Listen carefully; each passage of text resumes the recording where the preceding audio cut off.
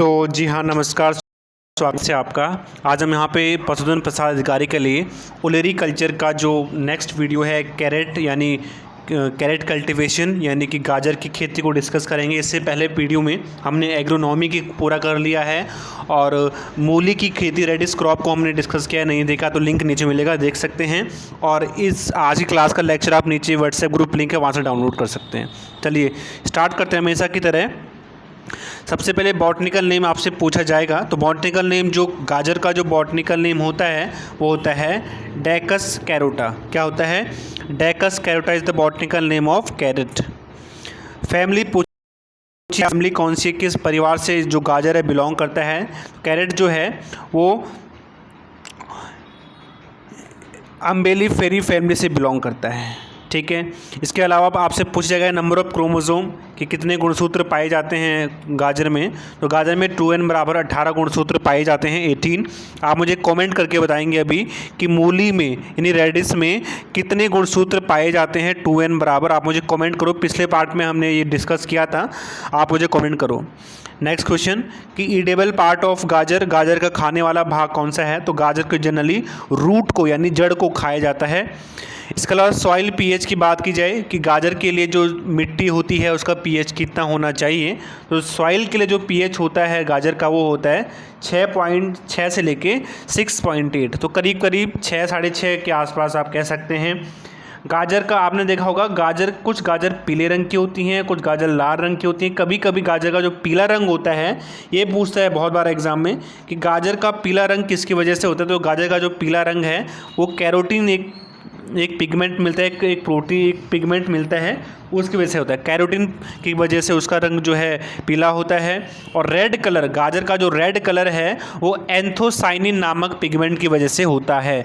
गाजर में सबसे ज़्यादा जो विटामिन पाया जाता है वो विटामिन ए। कौन सा विटामिन ए जो है, गाजर विटामिन ए का बहुत ही मुख्य सोर्स है, प्रमुख स्रोत है। तो ए में अधिकता से मिलता है। औसत तापमान की बात की जाए, एवरेज टेम्परेचर गाजर के लिए, तो गाजर के लिए जो अच्छा टेम्परेचर माना जाता है वो 15 से लेकर 20 डिग्री सेल्सियस के आसपास जो है इसके लिए अच्छा खासा टेम्परेचर होता है। पॉलिनेशन की बात की जाए कि इसके लिए पॉलिनेशन कौन सा परागण इसमें मिलता है, तो गाजर में जो पॉलिनेशन मिलता है वो क्रॉस पॉलिनेशन मिलता है, पर परागण मिलता है। और जनरली इसमें जो पॉलिनेशन होता है वो इंसेक्ट के द्वारा और मधुमक्खियों के द्वारा ही होता है। सीड रेट की बात की जाए कि कौन से इसमें जो है सीड रेट क्या है, बीज दर क्या होती है, क्या होता है सीड रेट, यानी 1 हेक्टेयर भूमि के लिए आपको कितने बीज बोने पड़ रहे हैं, उसको कितने किलो बीज बोने पड़ रहे हैं, उसको हम सीड रेट बोलते हैं। तो जो गाजर की खेती है उसका जो सीड रेट होता है वो होता है 5 से लेकर 6 केजी पर हेक्टेयर, यानी कि 1 हेक्टेयर में आप 5 से 6 केजी गाजर के बीज बोएंगे तो आपका अच्छा खासा पैदावार होगा। अगर वैरायटीज़ की बात की जाए कि कौन कौन सी वैरायटीज़ गाजर की मिलती हैं, किस्मों की बात करें तो गाजर की जनरली 2 किस्में फेमस हैं। एक है एशियन वैरायटीज़, दूसरी है यूरोपियन वैरायटीज़। तो एशियन वैरायटीज़ में बात करूं तो एशियन वैरायटीज़ कुछ हैं, जैसे पीके बोले तो पूसा केसर, ये गाजर की एक हाइब्रिड वैरायटी है पूसा केसर।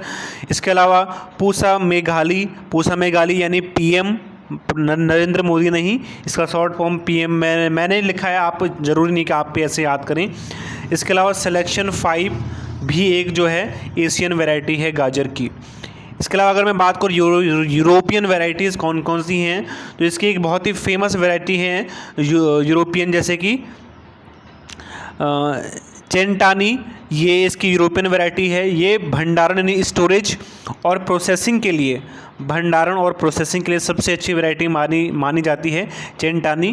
प्रोसेसिंग का मतलब होता है इससे गाजर का अचार बनाना, गाजर का जो है चिप्स बनाना, या जिस तरह गाजर का जैम बनाना, तो प्रोसेसिंग के लिए अच्छी खासी वैरायटी होती है और स्टोरेज के लिए भी होती है, इसको लंबे टाइम तक हम स्टोर करके रख सकते हैं। इसके अलावा नैंटीज़ भी एक वैरायटी है, गोल्डन हार्ट भी एक वैरायटी है गाजर की, ये सभी की सभी यूरोपियन वैरायटीज़ हैं।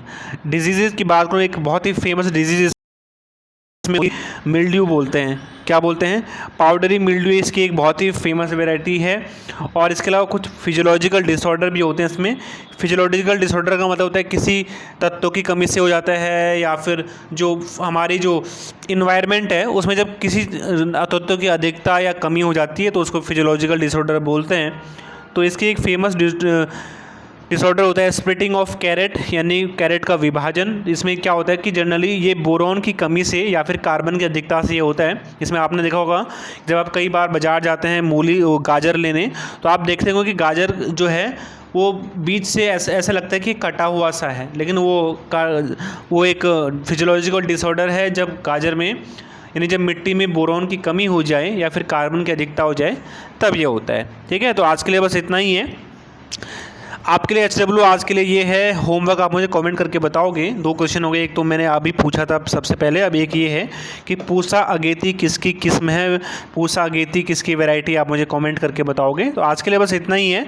तो आपको मोटा माटी याद रखना है कि इसका बॉटनिकल नेम याद रखना है, ईडेबल पार्ट याद रखना है, गाजर का पीला और लाल रंग किसकी वजह से होता है वो याद रखना है। यही इसमें अधिकतर पूछता है। सीड रेट भी पूछ लेता है कभी कभी कि बीज दर कितनी है। बाकी कुछ खास इसमें पूछेगा नहीं आपको, इनको आप ध्यान रखें। Thank you so much, God bless you.